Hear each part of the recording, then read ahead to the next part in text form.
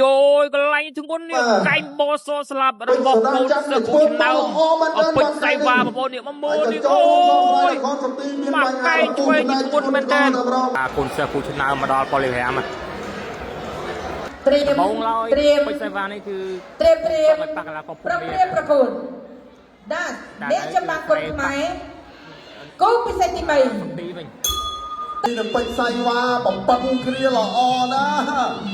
បាទនេះក៏លោធំហើយបាទនៅក្នុងក្លឹបលោកគ្រូឆ្នើមបាទ3កន្លះបាទចំណាយខនសំទីបាទឥឡូវនេះយកជើងទៅផ្ទះក៏ភ្លៀងលេងបាទណាលន់ស្ដោរត់តតចោលលើខនសំទីជាជើងចោលពីពេជ្រសៃវ៉ាក៏ដាប់ដៃមួយវាយបបុកហុំតតបញ្ច្រាស់មកវិញពីខនសំទីគាត់ថែមមួយទៀតពីខនសំទីតតមកជើងចូលពេញគល់គ្លៀកពីពេជ្រសៃវ៉ាឲ្យតែវាយបានដោយក្បាច់បាទកបោច្បាស់បាទស្រួលក្នុងការអធិប្បាយមែនទេបាទរំកិលចូលម្ដងបន្តិចបាទ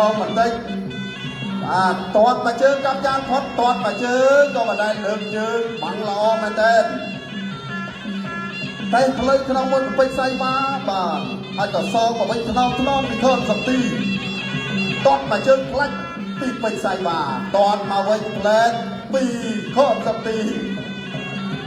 នេះជារួមមកបានរបស់បានកីឡាករនេះគឺល្អដូចគ្នាកំពុងតឡើងជើងទាត់មកជើងទៀតពីពេជ្រសៃវ៉ារៀងធ្ងន់ទាត់ឆ្លងទៅវិញពីខនសំទីអាតបានហូបប្រកាសពួយលឹបឆ្អឹងជំនីខាងស្ដាប់របស់កីឡាករខនសំទីទាត់ជើងក្រោមពីពេជ្រសៃវ៉ាទាត់មកជើងខាងលើពីខនសំទីទាត់កាប់ចាត់វាគាត់កន្ទុយផុតទាំងពីរតែម្ដងហេបាទឧទាហរណ៍ថាចំរដូវកាលគីឡូ54បាទអាចសេរីគីឡូ63កន្លះនេះដឹងតែជក់ចិត្តដឹងអារម្មណ៍ហើយបាទសម្រាប់កីឡាករលំដាប់បាទប៉ុណ្ណឹងល្អមើលតែម្ដងគាត់កាប់ផ្លូវមួយពីពេជ្រសៃវ៉ាមិនបដៃទៀតចូលពេញកណ្ដាលដែរកណ្ដាប់ដៃសជ័យពីខនសំទីវាយមួយដៃហើយទៅយឹមប្រព្រាយបាទគាត់បដៃខ្មោចដៃសូចូលពេញបាទវាយផុតក៏បដៃចូលអូយបញ្ឈប់ការប្រកួតបាត់បាយធំមែនទេអូយបាទមិនដឹងស្មានថាគាត់ចេញក្បាច់នេះមក